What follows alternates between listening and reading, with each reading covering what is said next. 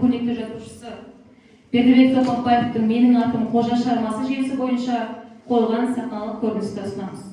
Бұл шығарма балалар көңілінің тазалығын, шынайылығын және әр қателігінің артында үлкен арман мен адал жүрек жатқанын көрсететін.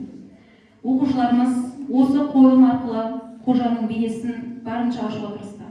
Ендеше 7А сынып өнерпаздарға қошеметпен қарсы алыңыздар.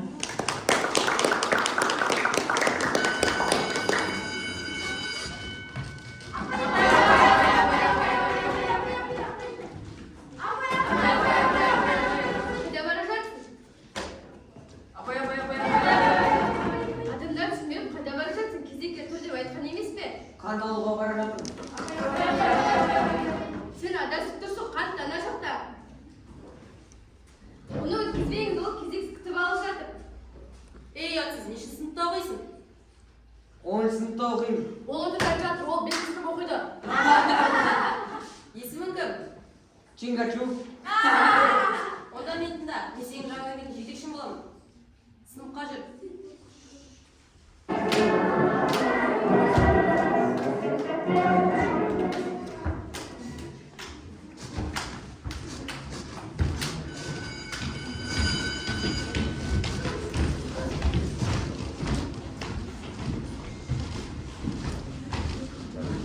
Менің атымда атап бастағанда жүзім маңдайыма тигендей болады. Мен кейбір адамдардың өміріне қызығамын. Мысалы, есімдері Полат, Бекжан, Ербол деген есімдері өте қатты қызығамын.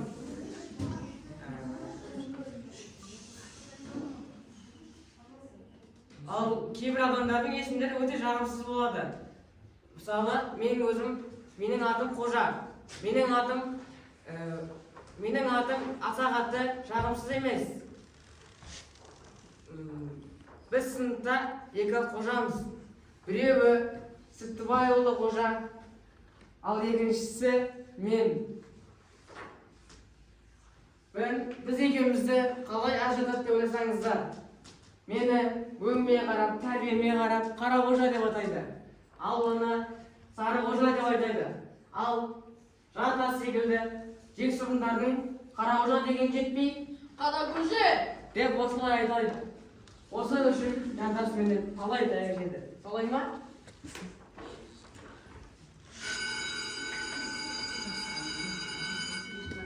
Саламатсыздар ма? Саламатсыздар. Отырыңдар. Кезекші кім? Мен апай. Бүгін сабақта түгеліңіз бе? Я бүгін сабақта барлығымыз түгелміз. Ал бүгін Қадыров келді. Қадыров, біз таныс емеспіз бе? Неге сабақта болмадың? Майданда болдым. Майданда не істедің? Қарма болады.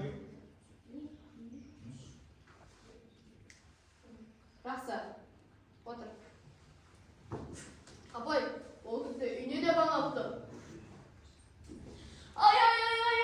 Апай, бұл Қожа кісі. Қадыров, шық сыныптан.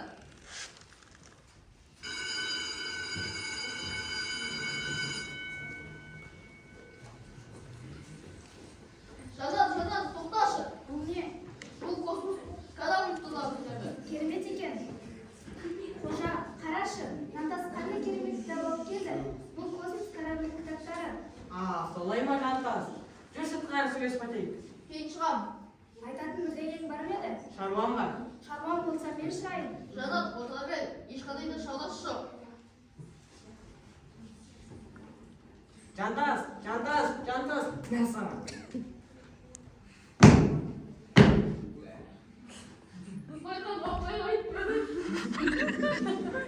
Маған екенсің, Қожа.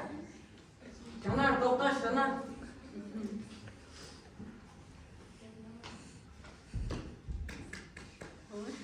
Үрдеме қылып кетем деп ойладың ба? Берген уәдең қайда?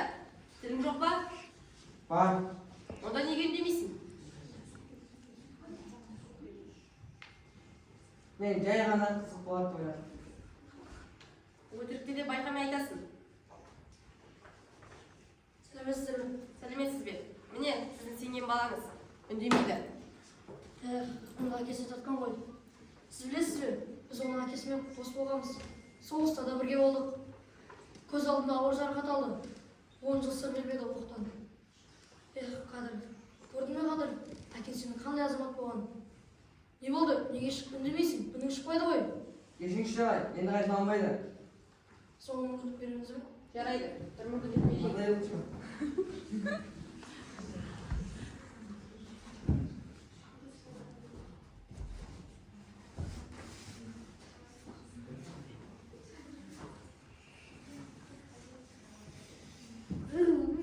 Күнде келмей мазақтаймын.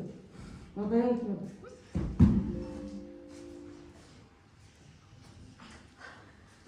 Әй жігірлік, тұр, сау қалмайсың ба? Жуынба. Әжеде әлбетер айтпаңыз саған. Осман оңай саған ғой. Кім осы отырған? Мектептегі ең қатал ағайдың бірі ғой. Қазір кешіксең менің басымды жұлып алады. Асықпа, аяғы шығып.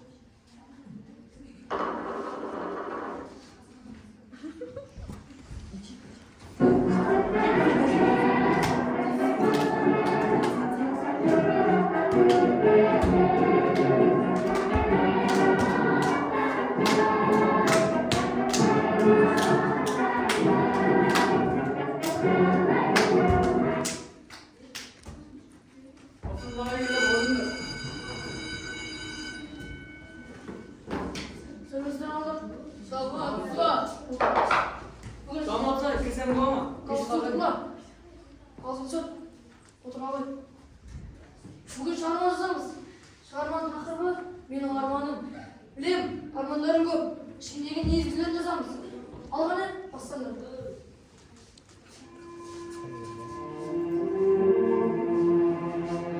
Арманымның бәрін жазар болсам, дәптерге сыймас еді. Оған ешкім сене де қоймас. Сен сенен, Рахман балай ғана сенер. Ол бәрін де біледі. Жұрттың бәрінің жан дүниесін түсінеді. Шіркін-ай, барлық адам баласы осындай болса, өмір тіпті тамаша болар.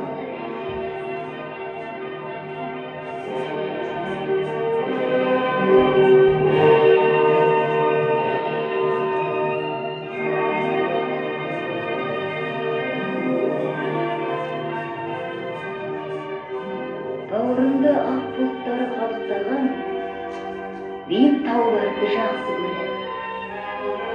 Тап-таза жаңа жауған ақша қарды да, шыңылтыр аязды да жақсы көреді. Дегенмен бәрінен жақсы көретінім көктем мезгілі.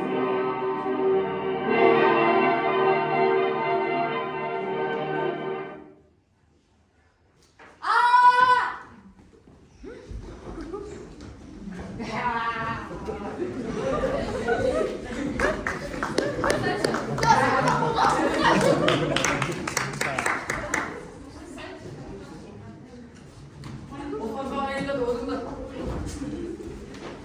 Аллар, апайын жүргізір. Аты саған кім? Кешіңізші ағай, оны істеген мен.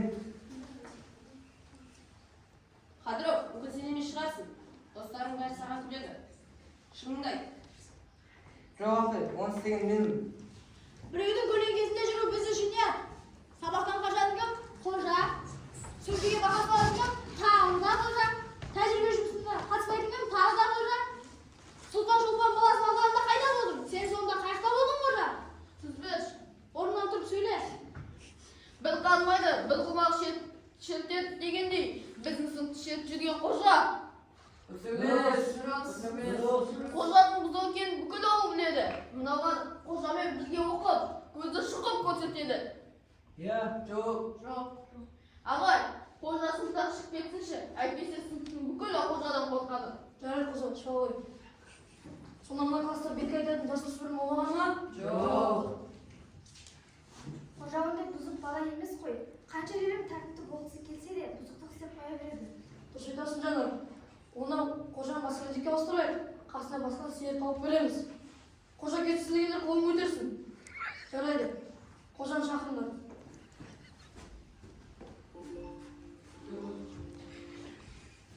Ол Оны істегенге мойындамадыр. Не болды? Күні шықпайды ғой қожа. Жақын алып жүрші. Мен тұрсам, Қалай тұрсасың?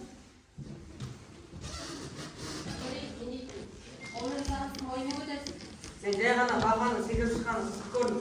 Сонда саған маған секіріп шыққаны қызық болғаны ма? Жарайды оқушылар, өзім қорытынды жасаймын. Ал сендер бұрышсыңдар. Мен Майханованы қас жау адам, мені мүлдем жек көрмейді. Тәрбиеме қарап вообще жақтырмайды деп ойладым. Ал ол кісі мені сырттан тәрбиесі жақсы болып кетеді, сабағы жақсы деп директорды күнде көндіріп жүр екен. Мен бүгіннен бастап өз-өзіме талаптар қоямын. Біріншіден, мен сыныпта бұзық болмаймын, ешкімге тиіспеймін. Екіншіден, мен тәртіпті боламын. Ал үшіншіден, білімімді жақсартамын, сабақтан кешікпеймін күндіге. Ал ең соңғысы болатын болса, мен өзіме бір парақ арнап, соған күндегі істеген жақсы істерімді, жаман істерімді жазып отырамын. Ал осылай қорытындылай келе, мен өз-өзімді жаңадан өмір бастаймын деп шештім.